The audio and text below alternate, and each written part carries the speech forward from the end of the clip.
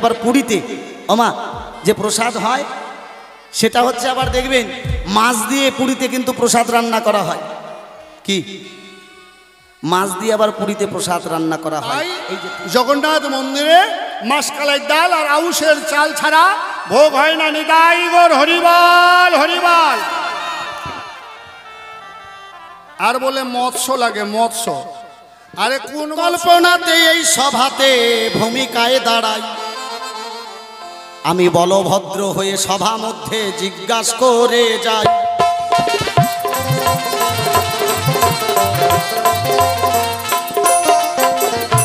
গৌরাঙ্গ মহাপ্রভুর সম্পর্কে নাতি বলভদ্র কথা মিথ্যা নয়। এইখানে প্রথমবারে আমার কিছু জানার বাসনা রয়। জানার বাসনাটা কি? গৌরাঙ্গ মহাপ্রভু যখন নীলাচলে যায়, নীলাচলে যখন গৌরাঙ্গ মহাপ্রভু যায় ওমা, যখন সন্ন্যাস নিয়ে যখন নীলাচলে যায়, গৌরাঙ্গ মহাপ্রভু হা কৃষ্ণ প্রাণ কৃষ্ণ বলে নয়নের জলে বুগ ভাসায়। গৌরাঙ্গ মহাপ্রভু কখনো জলা ধুলার মধ্যে গড়াগড়ি যায়, কখনো মূর্ছা যায়। এরকম অবস্থায় শচী দেবী যখন করলেন অনুধাবন, দুই নয়নের অশ্রুধারা শচী দেবীর বাহিল তখন।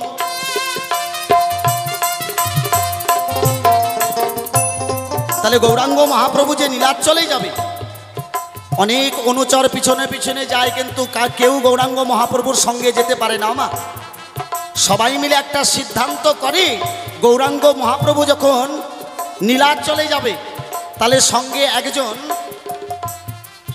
সাহসী একজন যুবককে পাঠানো দরকার তার খেয়াল রাখার জন্য। সকলে মিলে সিদ্ধান্ত করে বলভদ্রকে মহাপ্রভুর সঙ্গে পাঠাইল। ঝাড়িখণ্ডের পথ ধরে গৌরাঙ্গ মহাপ্রভু আমার নীলাচলে যেতে আরম্ভ করিল। ওমা এখন বর্তমান আমরা ঝাড়খণ্ড বলে যাকে জানি, ঝাড়খণ্ড একটা রাজ্য কি বাবা, তাই না? আমরা ঝাড়খণ্ড বলে যাকে জানি, তার নাম আগে ছিল ঝাড়িখণ্ড। গৌরাঙ্গ মহাপ্রভু এত রাস্তা পেল না, ছিল বন জঙ্গল। ওমা গৌরাঙ্গ মহাপ্রভু যিনি এত জায়গা থাকতে ঝাড়িখণ্ডের পথ ধরে নীলাচলে যাওয়ার জন্য উদ্বুদ্ধ হইলেন। বনের ভিতরে দিয়ে যখন গৌরাঙ্গ মহাপ্রভু করিল গমন, আমি বলভদ্র তার পিছনে পিছনে চলেছি তখন। জয় জয় নিতাই গৌর সীতানাথ প্রেমানন্দে হরিবা। আমি গৌরাঙ্গ মহাপ্রভু তার পিছনে আমি বলভদ্র যখন চলতে আরম্ভ করলাম, গহীন বনে প্রভু আমার কৃষ্ণ নাম গায়। কৃষ্ণ নাম গাইতে গাইতে নীলাচলে যায়। হঠাৎ বনের মধ্যে গিয়ে দেখি ওমা হিংস্র জন্তু, বাঘ, সাপ, হরিণ, যত হিংস্র জন্তু ছিল। আচ্ছা কেউ যদি হিংস্র জন্তুর সামনে একবার পড়ে ওমা, সেই হিংস্র জন্তু কি ছেড়ে দেবে আপনাদের মনে হয়? কিন্তু গৌরাঙ্গ মহাপ্রভু যখন উচ্চ স্বরে কীর্তন করিতে লাগিল,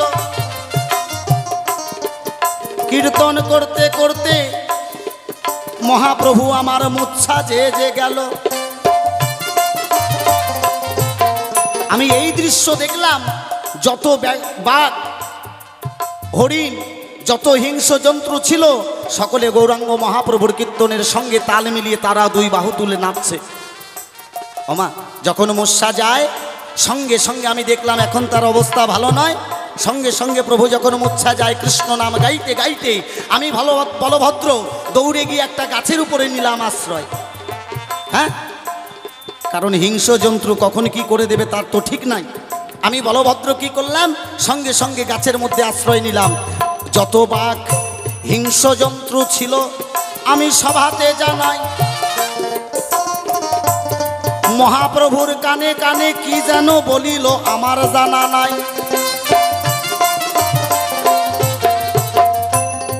আস্তে আস্তে করে আবার যে যার মতন চলতে শুরু করলো।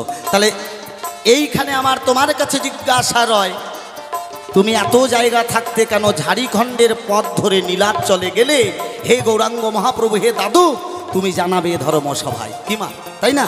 এত জায়গা থাকতে আর তুমি কৃষ্ণ নাম গাইতে গাইতে বনের মধ্যে দিয়ে যখন যাও, বাঘ সঙ্গে সম্মুখে ছিল, বাঘ সিংহ যত যা ছিল হিংস্র জন্তু, তারা কেন তোমাকে কিছু বলল না? আর কানে কানে তোমাকে কি বলল এটা আমার জানা নাই। তুমি বলবে এ ধর্মসভায় ভালো। যখন প্রভুর জ্ঞানে ফিরে এলো, আমি বলভদ্র আবার আসিলাম সেথায়, আবার দুই নাতি চলতে লাগলাম বনের মধ্যে দিয়ে, কথা মিথ্যা নয়।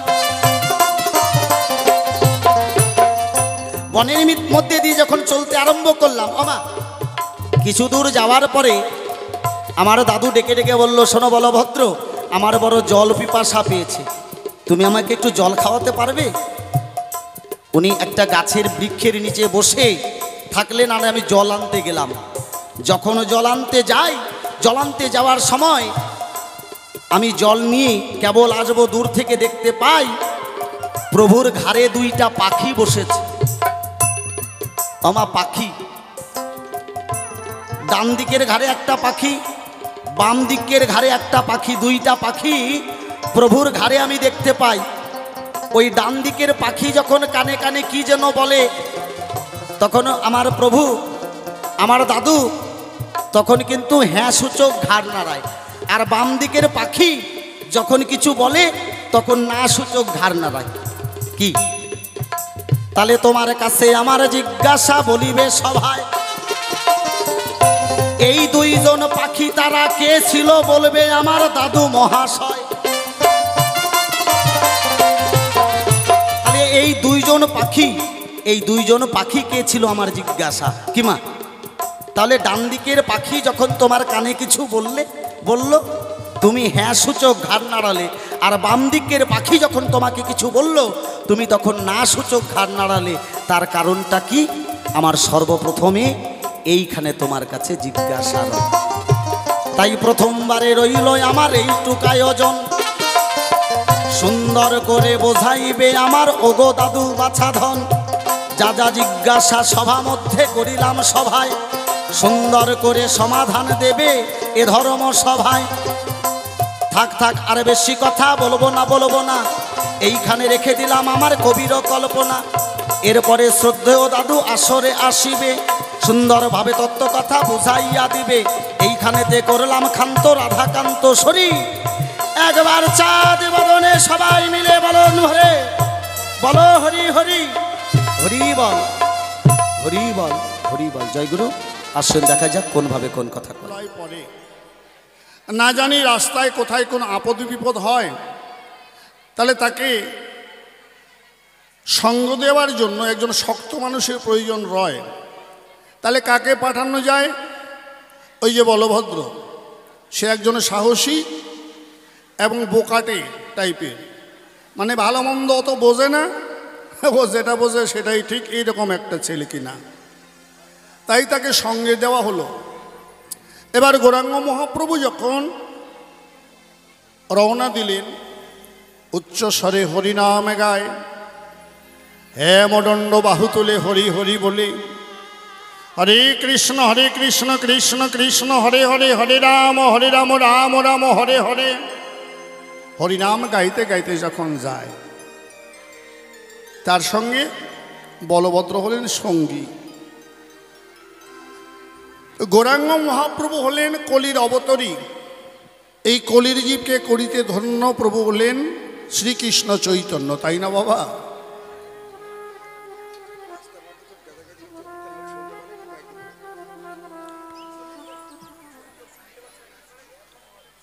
আচ্ছা, পিছনে যারা শুনতে পাচ্ছেন না, সামনে এসে বসুন বাবা, জায়গা আছে। আর কমিটির সুন্দর ব্যবস্থা করেছে, আপনারা সবাই সামনে এসে বসুন। কারণ পিছনে তো অনেক দোকান টোকান আছে, ওইদিকে একটা আলাদা ক্যাচমেসি থাকবে, তাই না বাবা? তারা কৃষ্ণ কথা শোনার জন্য আসেও নই বাবা, অনেকে অনেকে এসেছে পাঁপড় ভাজা খাবে, একটু সফটপ খাবে, ঘুগনি খাবে, চলে যাবে। আর যারা কৃষ্ণ কথা শোনার মানুষ তারা ঠিক এসে প্যান্ডেলে বসবে, তাদের ডাকা লাগে না। যাক, আপনারা নীরবতা পালন করেছেন, খুব ভালো লাগছে। যারা বসার জায়গা পায়নি একটু সামনে এলে অনেক জায়গা আছে, এসে বসুন, ভালো লাগবে। তাহলে গৌরাঙ্গ মহাপ্রভুকে কলির জীব করিতে ধন্য প্রভু হলেন শ্রীকৃষ্ণ চৈতন্য, তাই না মা? গোবিন্দের গো রাধার রা, দুই অঙ্গে মিলিত তনু নদিয়ার গোরা। একদিন রাধারানী কৃষ্ণ সেবা দিতে দিতে হঠাৎ রাধারানীর আঁচলে একটু আগুন ধরে গেছে। যখন আগুন ধরেছে, আমার প্রাণগোবিন্দ এটা দর্শন করলেন। শ্রীকৃষ্ণ বলছে, রাই, তোমার অঙ্গের বসনে আগুন লেগেছে, তাড়াতাড়ি করে নিভিয়ে দিচ্ছি ভগবান। রাধারানী বলছে, বসনে আগুন লেগেছে, তার জন্য তোমার এত বিরহ হচ্ছে প্রভু? কিন্তু যে আগুন আমার অন্তরে লেগেছে সে আগুন নিভবে কিসে? বলে, রাই, অন্তরে আগুন লেগেছে মানে? বলে, হ্যাঁ। হে প্রভু, এই আগুন নিবানো বড় দায়। আমি যে সদা সর্বদা কৃষ্ণ বলি নয়ন জলে ভাসি, ও গো কালো শশী, তুমি জানো না আমি শাশুড়ি ননদী বাদিনীর ঘর করি। আমি যে আগুনে জ্বলি, এই আগুন তো কিছুই নয়। কৃষ্ণ বললে, রাই, তুমি যে আমাকে ভালোবাসো, তুমি আমাকে এই প্রেমটা ভিক্ষা দেবে? আমি তোমার কাছে প্রেম ভিক্ষা চাই। আর রাধারানী বলছে, প্রভু, আমি তো সব তোমাকে দিয়েই ফেলেছি, আর কি বা আছে বাকি? নয়ন দিয়েছি আমি কৃষ্ণ দর্শনে, কর্ণ দিয়েছি আমি কৃষ্ণ নামে শ্রবণে, বদনে যেন কৃষ্ণ কৃষ্ণ গাই, হস্ত দিয়ে যেন কৃষ্ণ পদ সেবী, পদ দিয়ে যেন কৃষ্ণ তীর্থে যাই। দেহ মন জীবন যৌবন সব সবেছি তোমার পায়, আর কি বা দেবার আছে বাকি প্রভু বলো না আমায়? সব তো তোমায় দিয়ে ফেলেছি, দেবার মতো যে আমার আর কাছে কিছু নেই। বলে, আছে, আছে। তাহলে বলো কি চাও? বলে, যে প্রেমে তুমি সদা সর্বদা কৃষ্ণ কৃষ্ণ বলে নয়ন জলে ভাসো, সেই ভিক্ষা দাও। বলে, না প্রভু, এটা আমি তোমায় দিতে পারবো না। বলে, কেন? জানো প্রভু, এই কৃষ্ণ বিরহ প্রেম যদি কেউ গ্রহণ করে, সে যে ঘরে থাকতে পারে না, তাকে ঘরের বাহির হতে হয়। সে যে হায় কৃষ্ণ গোবিন্দ বলে পাগল হয়ে যায়। নিতাই গৌর হরিবল হরিবল। রাইধনী, সেই প্রেম তো আমি চাই। রাধারানী, অন্তরেতে রবে তুমি, বাহিরেতে রব আমি। জয় রাধে শ্রীকৃষ্ণ বলে বেড়াইব কাঁদিয়া। আর রাধা বলছে, না প্রভু, এই প্রেম একবার পেলে তুমি যখন তখন মূর্ছা যাবে কৃষ্ণ কৃষ্ণ বলে। আমি যদি অন্তরে থাকি, তুমি যদি বাইরে থাকো, অজ্ঞান হয়ে যখন ধুলায় গড়াগড়ি করবে, তুমি জানো প্রভু, এই ধুলোর মধ্যে কত কাকর, কত নড়ি, কত পাথর থাকে। আমি তোমার অঙ্গে তুলসীপত্র নিবেদন করতেও ভয় পাই। এই তুলসীপত্র যেন তোমার কমল অঙ্গে আঘাত আনা লাগে, আর তুমি এই ধুলার মধ্যে গড়াগড়ি করবে, আমি সহ্য করতে পারবো না। তুমি আমার অন্তরের ধন, অন্তরেতে রবে তুমি, বাহিরেতে রব আমি। জয় রাধে শ্রীকৃষ্ণ বলে বেড়াইব কাঁদিয়া। নিতাই গৌর হরিবল হরিবল। বেশ, তাই ভিতরে কজ্জল, বাহিরে উজ্জ্বল, উজ্জ্বল বর্ণ উজ্জ্বল রসে। অমা তেতার ভগবান, দাপরের ভগবান, সত্যযুগের ভগবান। দেখুন এই তিন ভগবানকে যদি আমরা দেখি, তিনজনই হচ্ছে কালো, তাই না? নারায়ণের গায়ের রং কালো, রামের বর্ণ কালো, কৃষ্ণের বর্ণ কালো, গৌরের বর্ণ ধলা। ধলো মানে ফর্সা। কেন? বাহিরে রাধার রা, দুই অঙ্গে মিলিত তনু, আমার নদিয়ার গোড়া। এই যে ভজনের গোড়া, এই যে সাধনের গোড়া, এই যে মানব জীবনের গোড়া, নিতাই গৌর হরিবল হরিবল। তাই প্রভু চলেছেন আজ ঝাড়খণ্ডের পথে। রাস্তায় বৃক্ষ, সিংহ, সর্প, হাতি, ঘোড়া, বন্য জীবজন্তু, কিন্তু প্রভু অনায়াসে কৃষ্ণ নাম করছে আর চলছে। হরে কৃষ্ণ হরে কৃষ্ণ, কৃষ্ণ কৃষ্ণ হরে হরে, হরে রাম হরে রাম, রাম রাম হরে হরে। হরে কৃষ্ণ হরে কৃষ্ণ, কৃষ্ণ কৃষ্ণ হরে হরে, হরে রাম হরে রাম, রাম রাম হরে হরে। হরে কৃষ্ণ হরে কৃষ্ণ, কৃষ্ণ কৃষ্ণ হরে হরে, হরে রাম হরে রাম, রাম রাম হরে হরে। হরে কৃষ্ণ হরে কৃষ্ণ, কৃষ্ণ কৃষ্ণ হরে হরে, হরে রাম হরে রাম, রাম রাম হরে হরে। হরে কৃষ্ণ হরে কৃষ্ণ, কৃষ্ণ কৃষ্ণ হরে হরে, হরে রাম হরে রাম, রাম রাম হরে হরে। জয় জয় নিতাই গৌর হরিবল হরিবল হরিবল।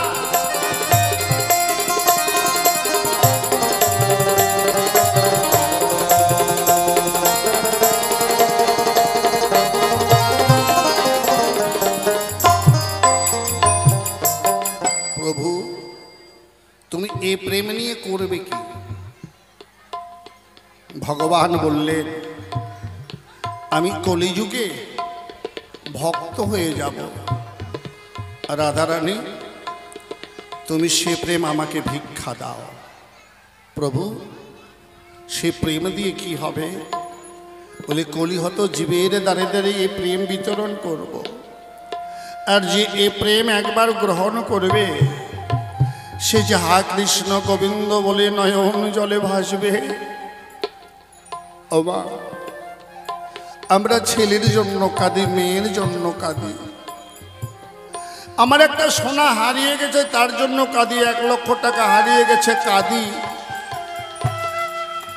কিন্তু কৃষ্ণ বলে আমাদের নয়নে জল আসে না। মা অভিমান শূন্য হয়ে যদি কেউ কৃষ্ণ নাম করতে পারে, বনের ব্যাঘ্র, সিংহ, সর্প কেউ তাকে আক্রমণ করে না। তাই গৌরাঙ্গ মহাপ্রভু আজ উচ্চ স্বরে বাহু তুলে হরিনাম করছে। তাই তো বনের পশু তারাও তার সঙ্গে, তারা মুখে উচ্চারণ করতে পারছে না, কিন্তু তারাও হরিবল হরিনামে নৃত্য করছে। নিতাই গৌর হরিবল হরিবল হরিবল। কিন্তু আমরা আমরা হরিনাম করি ঠিকই, কিন্তু আমাদের মধ্যে একটা অহং কাজ করে। কেমন অহং? আমি বড় কীর্তনিয়া,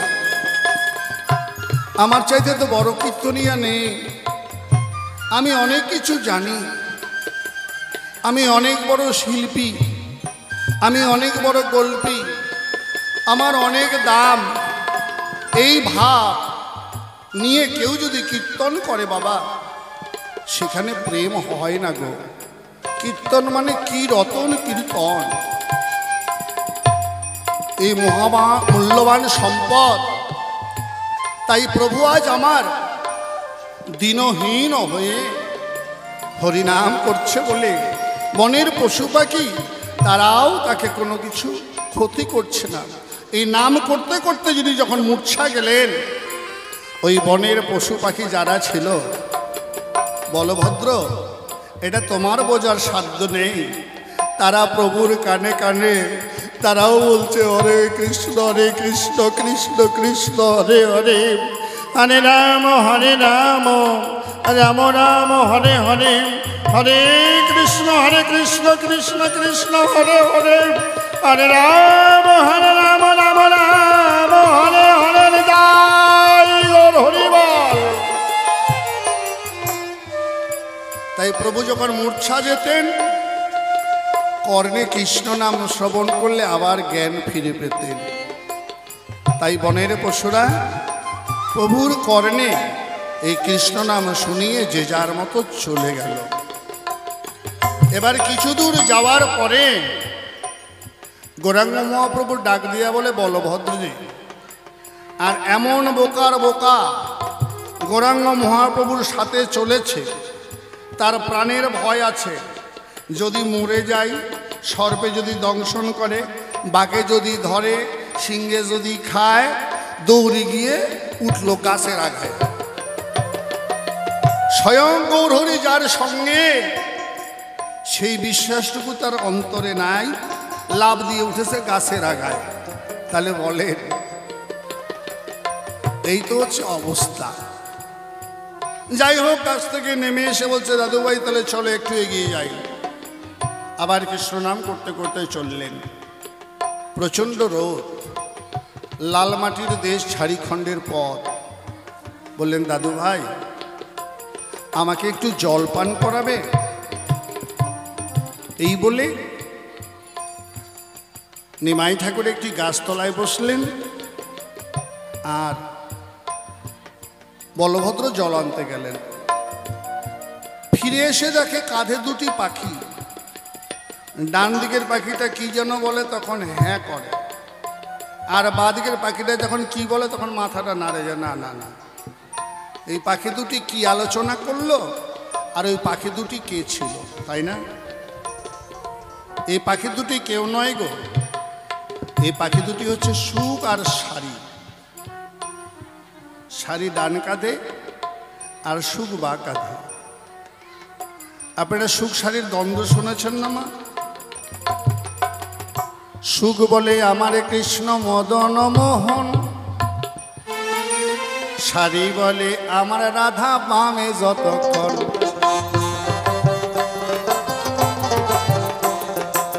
সুখ বলে আমার কৃষ্ণ গিরি ধরেছিল, সারি বলে আমার রাধা শক্তি সঞ্চারিল। সুখ বলে আমার কৃষ্ণের চূড়া বামে হেলেন, হ্যাঁ, সারি বলে আমার কৃষ্ণের চূড়া বামে হেলেন। সুখ বলে আমার কৃষ্ণের চরণ পাবে বলে। এই যে ঝগড়া, তাহলে সুখ আর সারি দুটি পাখি রাধারানী এবং কৃষ্ণের গুণগান করে, তাই না? তো কৃষ্ণ বলছে সারি যা বলে সেটাই ঠিক, কারণ রাধা ছাড়া কৃষ্ণের তো আর কেউ নেই। রাধা যে আমার জীবনের জীবন, রাধা যে আমার প্রেমের গুরু, রাধা হতে আমার ভজন সাধন শুরু। তাই রাধাই হচ্ছে আমার প্রাণ, রাধাই হচ্ছে আমার জীবন। কেন? আর রাধা শক্তির উপরে তো কোনো শক্তি নাই। আর রাধা শক্তি জাগ্রত না হলে কারো কৃষ্ণ প্রাপ্তি হয় না। তাই রাধা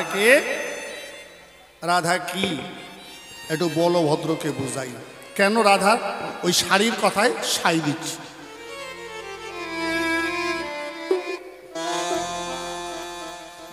সে যে রমণীর রমণী,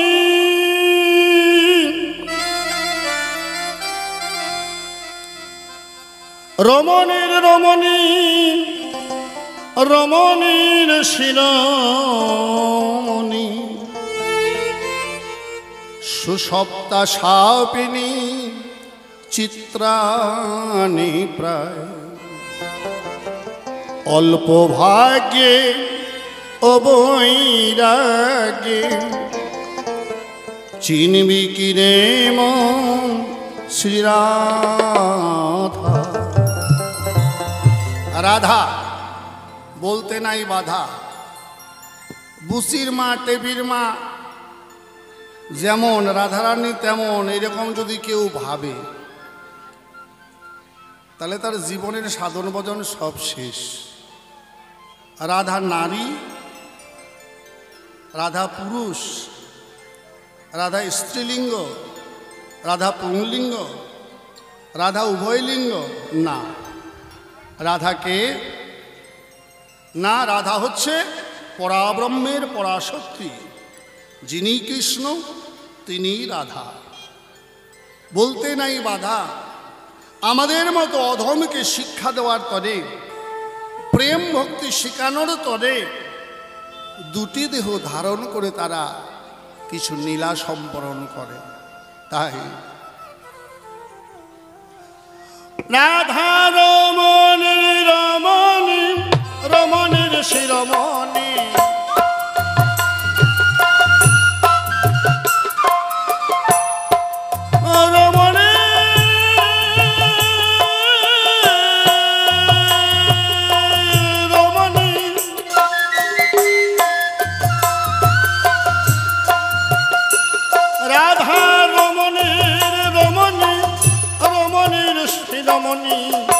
সুষপ্তা সাপিনী চিত্রাণী প্রায়, অল্প ভাগ্যে অবৈরাগ্যে চিনবি কিরে মন শ্রীরাধা। অল্প ভাগ্যে অবৈরাগ্যে চিনবি কিরে মন, চিনবি কিরে মন শ্রীরাধা। জয় জয় রাধা রানী প্রেমানন্দ হরিবল হরিবল, জয় রাধে রাধে।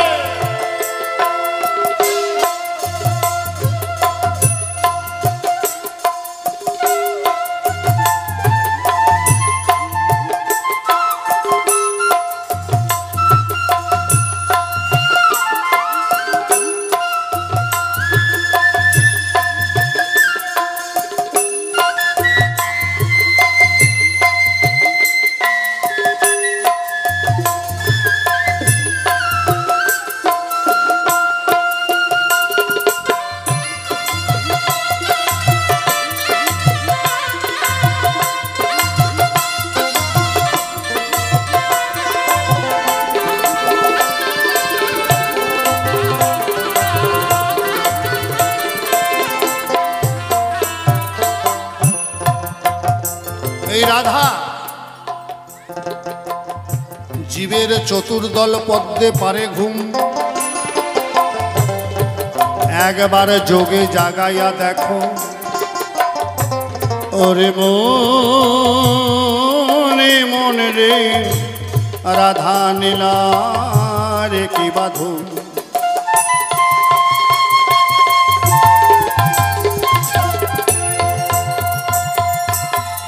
এই জীবের চতুর্দল পদ্মে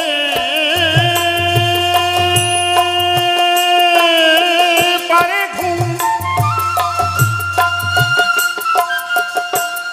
একবার যোগে জাগাইয়া জাগাইয়া দেখো,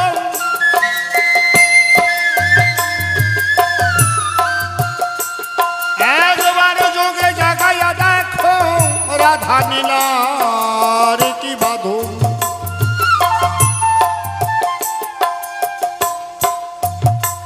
শুধু মুখে বললে বুঝবে কি তা, বুঝেনি স্বয়ং গণেশের পিতা।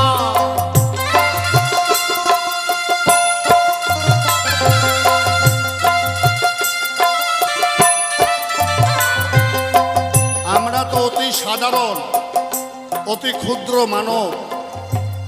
যিনি সংহারকর্তা শিব পরম বৈষ্ণব দেবাদিদেব মহাদেব, তিনিও তো রাধা তত্ত্ব বুঝতে পারে নাই।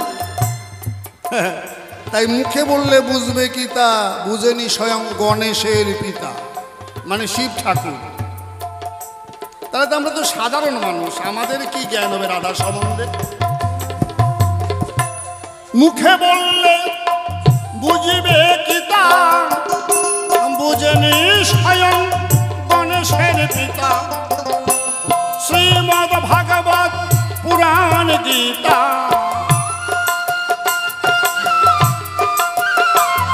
ওই দেখো শ্রীমদ্ ভাগবত পুরাণ গীতা, রাধার গুণ বর্ণনা। শ্রীমদ্ ভাগবত পুরাণ গীতা, ভাগবতে শুধু একটু রাধার বর্ণনা করেছে, তাছাড়া কোনো গ্রন্থে রাধার বর্ণনাটাও ঠিকমতো দিতে পারে নাই। রাধা কি বস্তু তাহলে বোঝেন? রাধাকে পরা ব্রহ্মের পরা শক্তি, আল্লাহ ধরে না,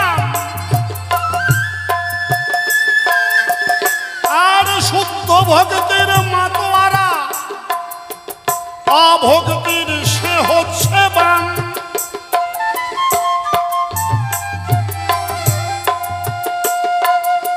পরাব্রহ্মের পরাশক্তি আল্লাদিনীর ধরে নাম, শুদ্ধ ভক্তির মাতোয়ারা রাধা, অভক্তির সে হচ্ছে বান।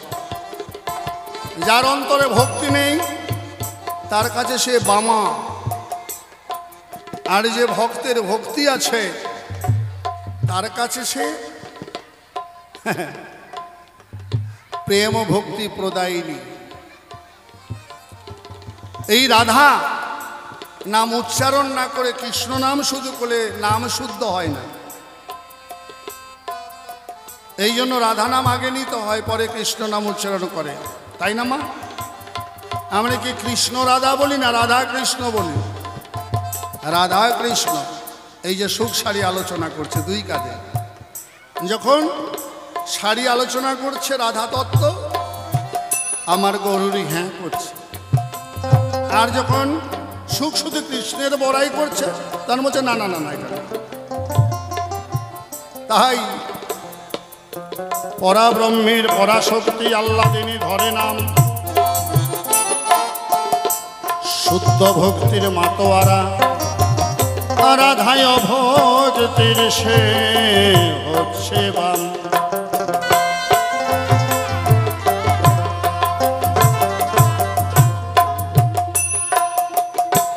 পরাব্রহ্মে পরাশক্তি আল্লাদিনী ধরে নাম, শুদ্ধ ভক্তির মাতোয়ারা রাধা, অভক্তির সে হচ্ছে বাম। রাধা বিনে অন্য জনে জানে না কৃষ্ণ ভজনা।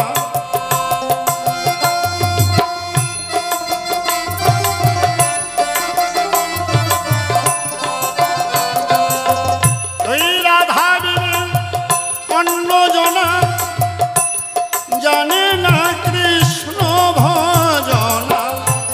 জনার্দন জড়িয়ে আছে,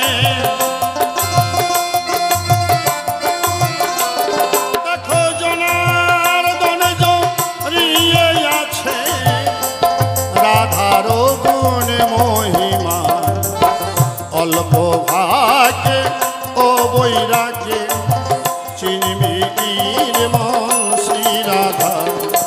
অল্প ভাগে ও বৈরাগ্যে চিনবি রে মন শ্রী রাধা।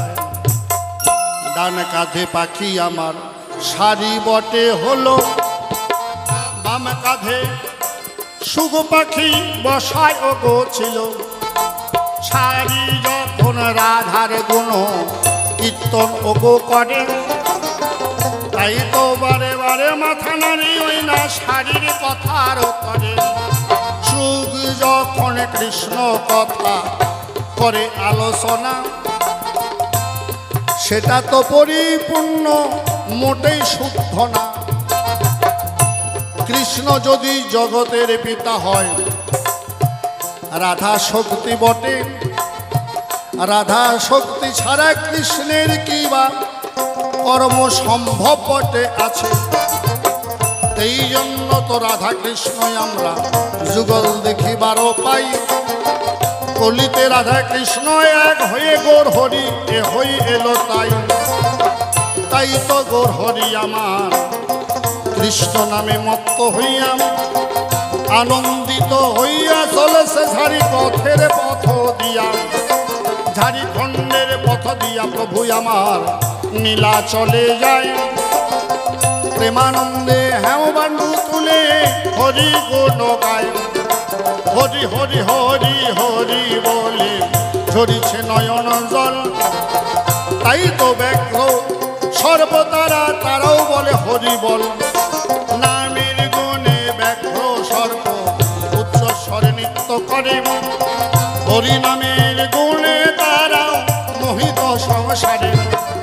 নাম করার মতো দেহবা যদি করে কৃষ্ণ নাম, অবশ্যই সর্বব্যাঘ্র তারা হইবে যে সমান।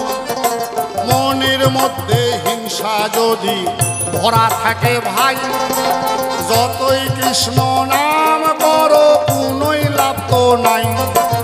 অভিমান শূন্য হইয়া একবার হরি গুণ গাও, অবশ্যই প্রাণ শীতল হবে, অন্যের প্রাণ শীতল করে নাও।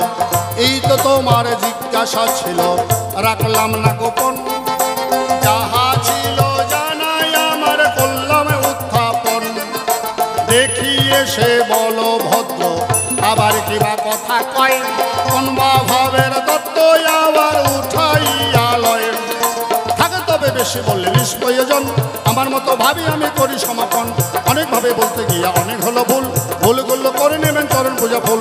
আমি অতি মোরমতে কিছু তো নাই জানাম, সাধ্য কি তত্ত্বগত করবো আলোচনা। এইখানে আমার পাল্লা করে দিলাম শেষ, বলো ভদ্র করিবে প্রবেশ। এইখানে যে ভাব মিলাইয়া ভাব সাঙ্গ করি। জয় জয় নিতাই গৌর সীতানাথ প্রমানন্দ বলুন হরি হরি হরিবাল হরিবাল হরিবাল হরিবাল হরি হরি। আলোচনার যা বিষয় ছিল ওমা, একদিকে গৌরাঙ্গ মহাপ্রভু, অপরদিকে বলভদ্রের ভূমিকায় আমি দাঁড়িয়েছিলাম। জিজ্ঞাসা করেছিলাম, কয়েকখানা জিজ্ঞাসা করেছে, তার সমাধান, তাই না মা? কি আর কিছু দেব? মায়েরা কি বলো? মানে আমি আগেই বলেছি, যতক্ষণ মঞ্চে থাকবো ছাড়াছাড়ি নাই। যখন সেই বাম দিককার পাখি ডান দিককার পাখি ঘাড়ে বসলো, সেটা সুখ সারি আমরা সকলে জানি। এটাই শেষ কথা নয়। আমি বলভদ্র যখন এই দৃশ্য দেখতে পাই, আবার সেই চলতে শুরু করি গৌরাঙ্গ মহাপ্রভুর ঠাই। যেতে যেতে যখন আমি সেই জগন্নাথ মন্দিরে প্রবেশ করি, পুরীতে প্রবেশ করি, মহাপ্রভুর সঙ্গ ধরি, সেখানে আর একটা ব্যাপার দেখতে পাই। সেদিন ছিল একাদশী ওমা, সেদিন ছিল একাদশীর দিন। তাহলে একাদশীর দিনে যখন আমি প্রভুর সঙ্গে গিয়ে সেই পুরীতে প্রবেশ করলাম, সেখানে জগন্নাথ দেবের প্রসাদ হয় কি দিয়ে ওমা? কি দিয়ে জগন্নাথ দেবের প্রসাদ হয় গো? কি দিয়ে প্রসাদ হয় জানো না? জগন্নাথ দেবের প্রসাদ হয় হচ্ছে আউশের চাল আর মাসকালাইয়ের ডাল দিয়ে জগন্নাথ দেবের প্রসাদ রান্না করে, সেই প্রসাদ খাই আমরা সকলে। আমার দাদু যিনি গৌরাঙ্গ মহাপ্রভু, তিনি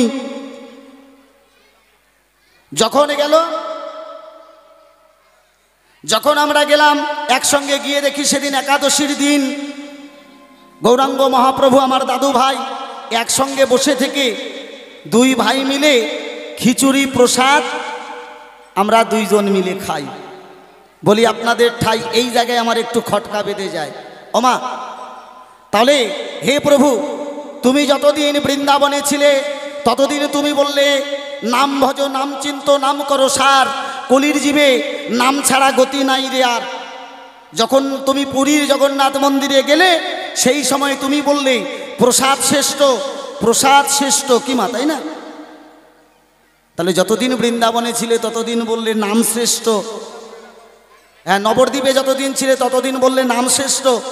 আর যেদিন পুরীর মন্দিরে একাদশীর দিন তার মধ্যে আবার অন্ন প্রসাদ তুমি সেবা করলে, তার কারণটা কি বলবে খুলে? কি মা, একাদশীর দিন অন্ন খেয়েছিল নন্দরাজা, আপনারা সকলে জানেন। সেই অন্ন যদি বমি করে বের করে দিতে হয়, হে প্রভু, তোমার কাছে আমার জিজ্ঞাসা রয়, তুমি বলবে তুমি কেন সেই জগন্নাথ মন্দিরে গিয়ে একাদশীর দিনে অন্ন প্রসাদ খেলে? তার মাহাত্ম্যটা কি বলবে খুলে? আর জগন্নাথ দেবের প্রসাদ হয় মাসকালের চাল আর আউশের ডাল দিয়ে, তার কারণটা কি আমার দ্বিতীয় নম্বর জিজ্ঞাসা হয়। ও মাসকালের ডাল আর আউশের চাল, যদি একটু ভুল হলো, কারণ প্রথম জীবনে আসো, তার মধ্যে বুড়া মানুষের সঙ্গে গান, কি তাই না? স্যাংরা মানুষ হলে তো একটু একটু ভুল হবেই, তাই না মা? কি বলবো আপনাদের কাছে? তাহলে এর কারণটা কি? আবার পুরীতে ওমা যে প্রসাদ হয় সেটা হচ্ছে, আবার দেখবেন মাছ দিয়ে পুরীতে কিন্তু প্রসাদ রান্না করা হয়। কি মাছ দিয়ে আবার পুরীতে প্রসাদ রান্না করা হয়? এই যে তিনটা জিজ্ঞাসা, জিজ্ঞাসন কেন পুরীর মন্দিরে গিয়ে খিচুড়ি প্রসাদ তুমি করিলে গ্রহণ? যতদিন তুমি নবদ্বীপে ছিলে গো,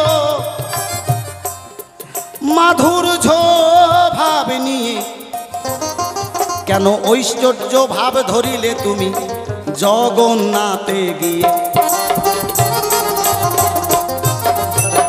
তাহলে তুমি নবদ্বীপে বললে নাম শ্রেষ্ঠ, আবার সেই জগন্নাথে গিয়ে বললে প্রসাদ শ্রেষ্ঠ, কিসেরই কারণ? সুন্দর করে বোঝাইবে সভ্য সভায় বলে যাই এখন।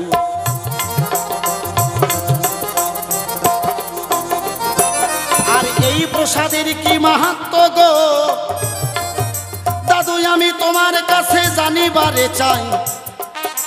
কেন মাসকালাইয়ের ডাল আউশের চাল লাগে প্রসাদের, তুমি বলিবে আমায়। কেন সেই মাছ দিয়ে জগন্নাথের ভোগ হয়, সেই ভোগের কিবা প্রয়োজন দাদু, তুমি বলিবে আমায়।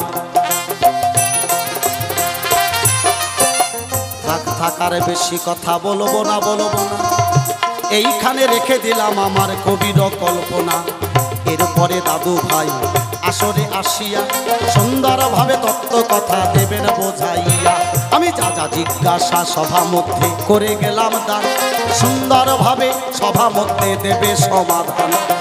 এইখানে করলাম ক্ষান্ত রাধা কান্ত সরি, চাঁদ বদনে সবাই মিলে যাই যাই তাই গৌর সীতানাথ প্রেমানন্দে। বদন ভরে বলো হরি হরি, বাহিরে উজ্জ্বল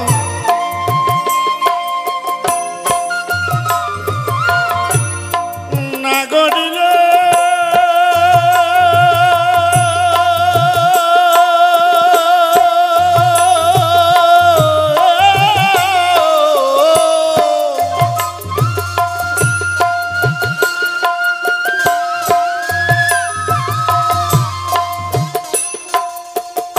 চাঁদে ভিতরে কজ্জল, বাহিরে উজ্জ্বল উজ্জ্বল বর্ণ, উজ্জ্বল রশ্মি অকলঙ্ক চাঁদ উঠেছে নদিয়া কাশিল,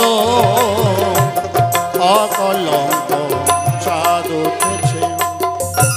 জয় জয় হৃদয় গোর হরিবাল হরিবাল হরিবাল।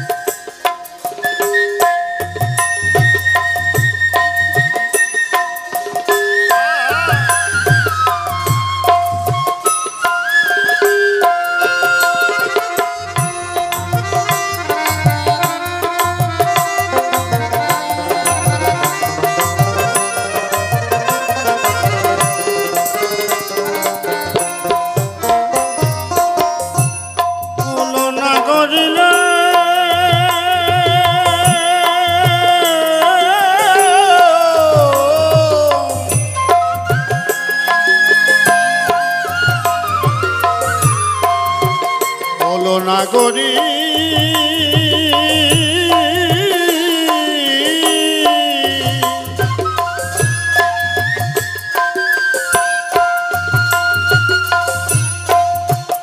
ও চাঁদ উঠেছে পূর্ণ রয়েছে পূর্ণ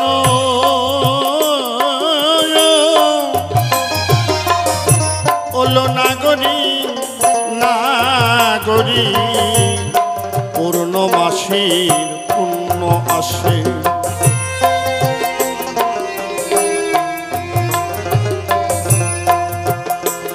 ও চাঁদ উঠেছে পূর্ণ রয়েছে পূর্ণ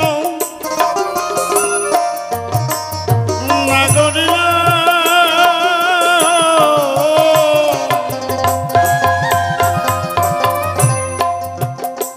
ওলো নাগরী নাগরী ও না পূর্ণমাসী পূর্ণ আসে ও চাঁদ অমাবস্যাহীন কমে না একদিন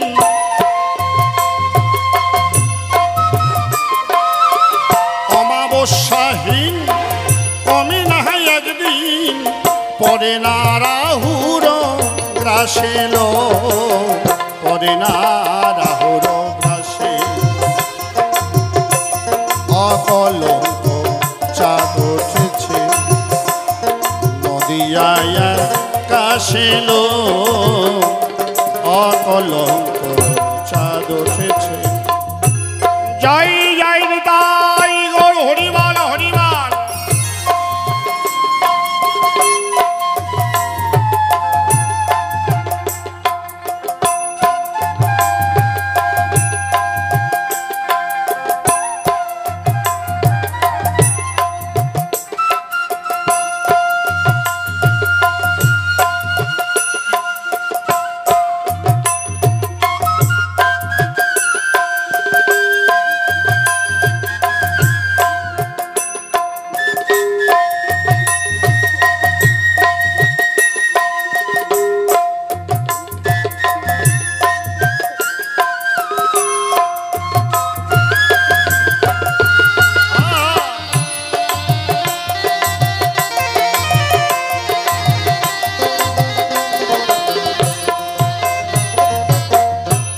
আকাশের যে চাঁদ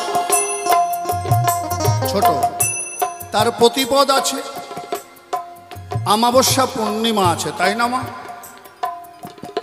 কিন্তু নদিয়ার যে চাঁদ এই চাঁদ উঠেছে পূর্ণ রয়েছে পূর্ণ পূর্ণ মাসের পুণ্য আসে এ চাঁদ অমাবস্যাহীন কমে না একদিন পরে না রাহুর গ্রাসে চল নাগরী সেই চাঁদকে দেখিয়ে আসি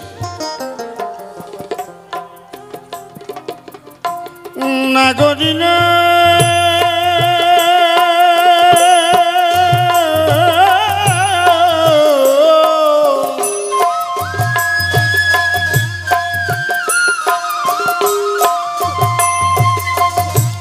হলো নাগরী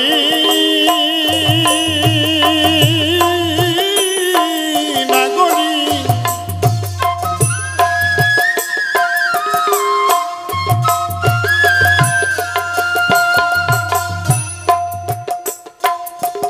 যত নদিয়া নাগরী কুমুদিনীর দল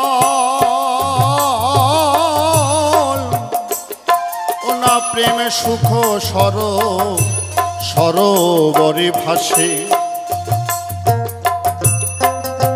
ও তারা ভক্তির হিল্লোলে দুবাহু তুলি নিতাই গৌর হরিবল হরিবল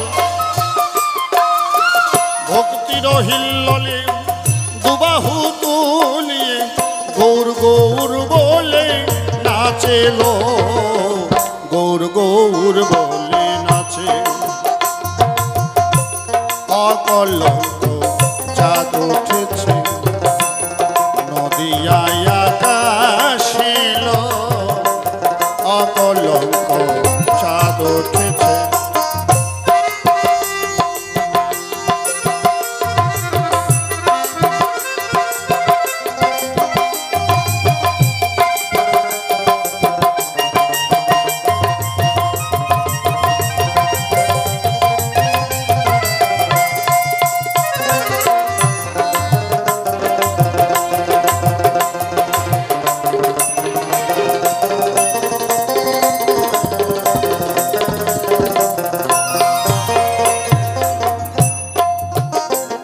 চাঁদ শীতল কিরণ করে বরিশন,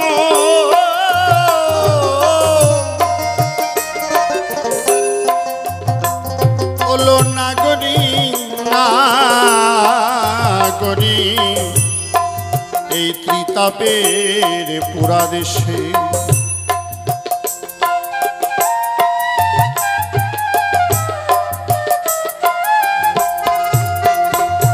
নাগরিলা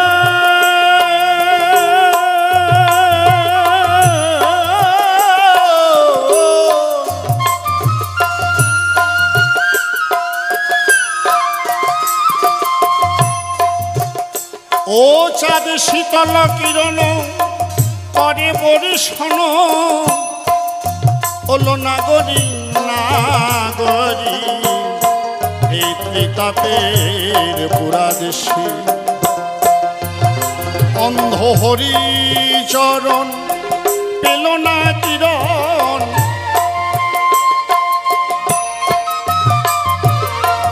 অন্ধ হরিচরণ পেল না কিরণ, পাপয়া মা বসা দোষিল, পাপয়া মা বসা দোষী। অকলঙ্ক চাঁদ উঠেছে নদিয়ায় আকাশিল, অকলঙ্ক চাঁদ উঠেছে। ও চাঁদ ভিতরে কজ্জল বাহিরে উজ্জ্বল, ভিতরে কজ্জল বাহিরে উজ্জ্বল, উজ্জ্বল বর্ণ উজ্জ্বল রশ্মি।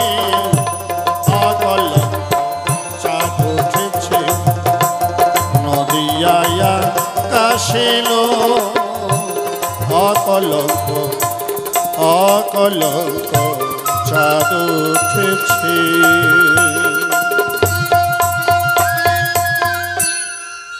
ভাই দাদু ভাই কেন একাদশীর দিনে অন্ন খাও?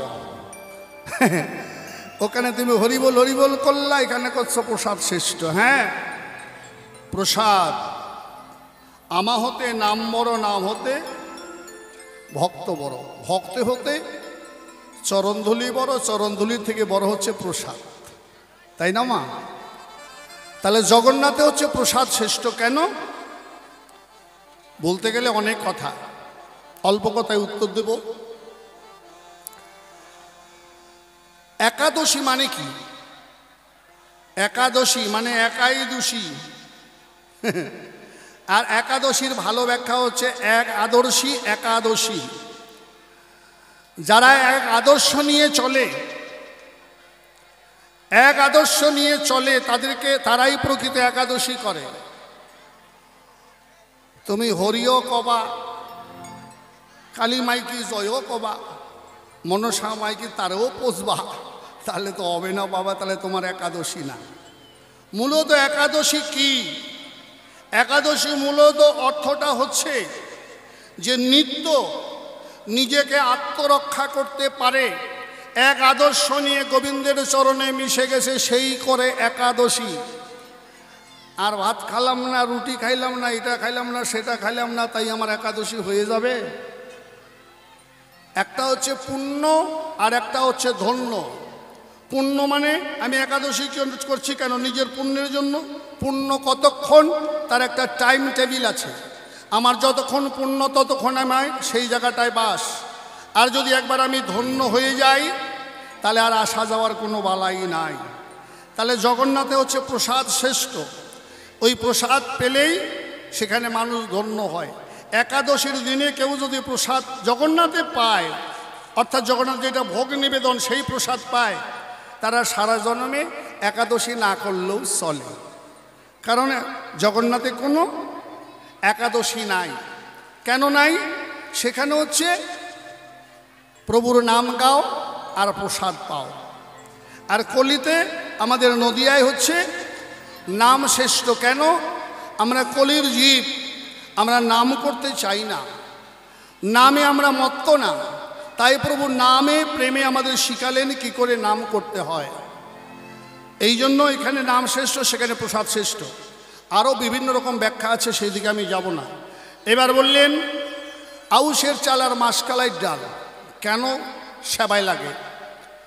ঋষি বিশ্বামিত্র, যিনি ঋষি বিশ্বামিত্র তিনি ছিলেন রাজা, তার নাম ছিল রাজা বিশ্বজিৎ।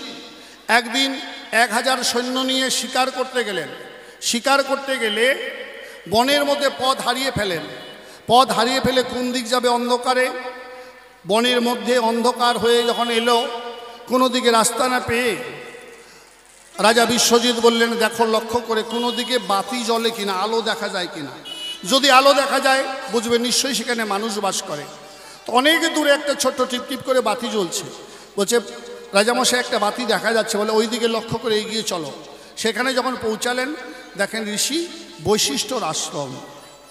ঋষি বৈশিষ্ট্যর ওখানে গিয়ে প্রণাম করলেন, বললেন হে ঋষিবর, আজ আমরা অসহায় হয়ে গেছি বনের মধ্যে, তাই আপনার এই আশ্রমে আমরা রাত কাটাতে চাই। বলে ঠিক আছে, অসুবিধা নাই। এবার সেখানে রাত্রি যাপন করলো যখন, রাজা মনে মনে ভাবে তাই আজ এই মুনির আশ্রমেই সবাইকে নিয়ে রাত কাটাতে হবে, বনের মধ্যে যাওয়ার উপায় নাই। এখন মুনি সাধু চিন্তা করে, ঋষি বৈশিষ্ট্য চিন্তা করে এতগুলো মানুষ রাত্রি যাপন করবে, ওমা আপনার বাড়িতে কেউ যদি রাত্রে থাকে তাকে অন্তত 1 গিলাস জল একটা বাতাসা দিলেও তো দিতে হবে নাকি, না খাওয়াইয়ে তো রাখা যায় না। তো এতগুলো মানুষকে কি করে সেবা দেব? তো এই বৈশিষ্ট্যর আশ্রমে কামধেনু ছিল, যাকে সুরভি গাভী বা কামধেনু বলে। তার কাছে গিয়ে বলল মাগো, আজ তোমার আশ্রমে রাজা বিশ্বজিৎ তার সৈন্য সামন্ত 1000 সৈন্য এবং রাজা 1001 জন এসেছে, তারা রাত্রি যাপন করবে। মাগো তাদের একটু সেবার আয়োজন করো। সেই গাভী থেকে দুগ্ধ গ্লাসে গ্লাসে বের হতে শুরু করলো, আর সে একজন একজন করে দিল। সবাই দুগ্ধ খেয়ে ভাবছে আহারে, জীবনে তো আমরা অনেক দুধ খেয়েছি, এত সুস্বাদু দুগ্ধ তো কোনোদিন পান করি নাই। আর ঋষির আছে কত গাই, এতগুলো মানুষকে দুধ খাওয়ালো। আর রাজা জিজ্ঞাসা করলেন ঋষিরে, আচ্ছা ঋষিবর, এত সুস্বাদু দুগ্ধ আপনি পেলেন কোথায়? আপনার কতগুলো গাভী আছে? বলে না, আমার একটি মাত্র গাভী, যার নাম সুরভি। তার কাছে যা চাওয়া যায় তাই পাওয়া যায়। রাজার মনে মনে হলো, ভাবো না, তাহলে এই গাভীটাকে তো সারা যাবে না। একজন সাধুর কাছে এই গাভী থাকবে, এটা রাজবাড়িতে থাকলে যখন যা চাইবো তাই পাবো, তাই না? পরের দিন সকালবেলায় রাজা বলে, ঋষি আপনি জানেন ভজন করালে ভজনের দক্ষিণা দিতে হয়, আপনি কথা নেবেন, ওই গাভীটা ভজন দক্ষিণা হিসাবে দেবেন। কয় বাবা এটা দেওয়া যাবে না। বলে কেন? বলে এটা আমার একার না, এক একজনের কাছে 12 বছর থাকে, 7টা ঋষির কাছে এই গাভীটা ঘোরে। আমার কাছে 12 বছর পূর্ণ হলে আরেকজনের কাছে যাবে, তার কাছে 12 বছর পূর্ণ হলে একজনের কাছে যাবে। দানের জিনিস তো দান দেওয়া যায় না। সঙ্গে সঙ্গে রাজা বললেন কি, আপনি রাজাজ্ঞা পালন করবেন না? এই সৈন্যগণ ওই গাভীটাকে বন্দি করো আর ঋষিকে বন্দি করো, চলো গাভীটাকে আমরা এক্ষুনি নিয়ে যাব। গাভীর গলায় দড়ি লাগালেন। ঋষি নিরুপায় হয়ে বললেন, গোমাতা তোমাকে রক্ষা করার ক্ষমতা আমার নেই, তোমাকে যদি তুমি নিজে রক্ষা না করো, আমি তো সাধু মানুষ, আমি কি রাজার সঙ্গে পারি? এই কথা যখনই বলেছে, গাভী থেকে সৈন্য সামন্ত বের হয়ে যুদ্ধ বেঁধে গেছে। রাজা পরাজিত হয়ে গেলেন। রাজা বিশ্বজিৎ মনে মনে চিন্তা করলেন, আজ সাধুর কাছে আমি পরাজিত হয়ে গেলাম। না না, এই রাজা হওয়ার কোনো প্রয়োজন নেই। আমি আর রাজ সিংহাসন চাই না, আমি আর রাজা হতে চাই না, আমিও সাধু হতে চাই। আমি সাধু হয়ে এই সাধুর প্রতিশোধ নেব। হে সৈন্যগণ তোমরা ফিরে যাও, আজ হতে আমি এই বনের মধ্যে তপস্যা শুরু করব। হরিবল হরিবল। দেখেন মানুষের অনুরাগ, এই সাধন করতে করতে পরবর্তীতে তিনি হলেন ঋষি বিশ্বামিত্র। এখন সাধনায় সিদ্ধি লাভ করেছে, মুখ দিয়ে যা কয় তাই হয়, মুখ দিয়ে আগুন বাইর হয়, আকাশে উড়ে যেতে পারে, নদী পার হতে পারে। চিন্তা করলেন আমি তো ক্ষত্রিয়। ব্রহ্মার কাছে গিয়ে বললেন আমাকে ব্রাহ্মণ করো। বলে না বাবা, তোমাকে ব্রাহ্মণ বানানো যাবে না, তুমি ক্ষত্রিয়। বলে কি, তুমি আমাকে ব্রাহ্মণ বানাবে না? তাই তুমি সৃষ্টিকর্তা ব্রহ্মা তো, আমি সৃষ্টি নিজেই করব। এই করে ব্রহ্মা বানায় গাই, ও বানায় মোষ। তোরটার থেকে আমার দুধ বেশি হবে। ব্রহ্মা বানায় হেমন্দি ধান, ও বানায় আউশ ধান। তুই বিছন ফালাবি, তুলবি, মাঠে লাগাবি, তারপরে ধান, আমারটা সিটাই দিলি হবে। অত খাটনি নাই। এই যে শুরু করলেন, ব্রহ্মা সৃষ্টি করলেন মুগ ডাল, ও সৃষ্টি করলেন মাসকালাই ডাল। খাটনি নাই, মুখে দিলেই চলে যাবে পেটের মধ্যে। এইভাবে করতে করতে মানুষ বানাতে ধরেছে, মাথাটা বানিয়ে ফেলেছে। ব্রহ্মা নিরুপায় হয়ে শিবকে এবং বিষ্ণুকে স্মরণ করলেন। তারা এসে দর্শন দিলেন, বলে দেখো বৎস, সৃষ্টিকর্তা ব্রহ্মা, সংহারকর্তা শিব, পালনকর্তা আমি বিষ্ণু। তুমি এইভাবে সৃষ্টি করতে পারো না। আর ব্রাহ্মণ হতে গেলে ক্রোধ সম্বরণ করতে হবে। তোমার তো এখনো ক্রোধে যায়নি বাবা, এত রাগ থাকলে তো ব্রাহ্মণ হওয়া যায় না। সাধু মানুষ তো বুঝলেন, বলেন যে আমি মাথাটা যে বানাই ফেলছি, মানুষ বানাবো, এটা কি হবে?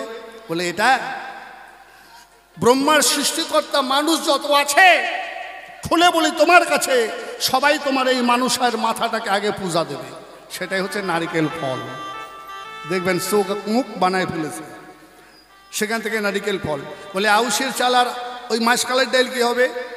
বলে আগত কলিযুগে আমি জগন্নাথ রূপে অবতীর্ণ হব, আর তোমার এই আউশের চাল মাসকালের ডাল হবে আমার মহাভোগ। তাই জগন্নাথ মন্দিরে মাসকালের ডাল আর আউশের চাল ছাড়া ভোগ হয় না। নিতাই গৌর হরিবল হরিবল। আর বলে মৎস্য লাগে, মৎস্য। আরে কোন মৎস্য লাগে? এই জিহ্বাটা হচ্ছে মৎস্য, এই জিহ্বাটা হচ্ছে মৎস্য। এই জিহ্বাটাকে যদি কন্ট্রোল করতে না পারো, বাক্য যদি শুদ্ধ না হয়, তার দ্বারাই ভজন সাধন হয় না। এই মৎস্য দিয়ে সেখানে সেবা হয়। নিতাই গৌর হরিবল হরিবল হরিবল। ওই নদীর মাছ লাগে না বাবা। কেমন? এবার অনেক বক বক করাইছিস দাদু ভাই, এবার একটু দাঁড়া। হরিবল হরিবল। আয় দুই দাদু ভাই। আজ যখন আমরা পুরী ধামে এসেছি, এই যে এখানে আমরা তো দিনহীন কাঙ্গাল, তাই আজ আমরা দুইজন মিলে একটু জগন্নাথের পূজা করব। উপস্থিত ভক্তমণ্ডলী, মায়েরা, বাবারা, সকলের কাছে বিনম্র নিবেদন, আজকে শেষের দিন, কৃপা করে আপনারা যে যা পারবেন একটু মুক্ত হস্তে দান করবেন। এই দান কমিটির ভান্ডারে আমরা তুলে দেব। আসুন মায়েরা, বাবারা, কত টাকা কত পয়সা আমরা খরচ করি, হারিয়ে যায়, ফুরিয়ে যায়। এই সাধু সেবায় দান করলে সেটা কখনোই বিফলে যায় না মা। আসুন, জয় গুরু। জয় রাধে গোবিন্দ বলো।